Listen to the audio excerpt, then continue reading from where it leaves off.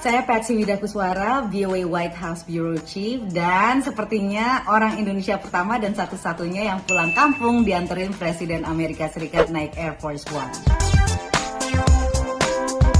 Ya biasanya sih makan di Air Force One lumayan enak, tapi entah kenapa yang dari perjalanan Phnom Penh ke Bali ini menunya kurang menggairahkan, menunya cuma cheeseburger. Ini ada souvenir. Namanya M&M's. Ini sebetulnya cuma permen biasa sih, permen M&M's, tapi ada logo kepresidenan dan ada tanda tangannya presiden. Itu aku bilang sama krunya Air Force One, ini aku pulang kampung loh. Akhirnya aku dikasih banyak banget satu tas gini.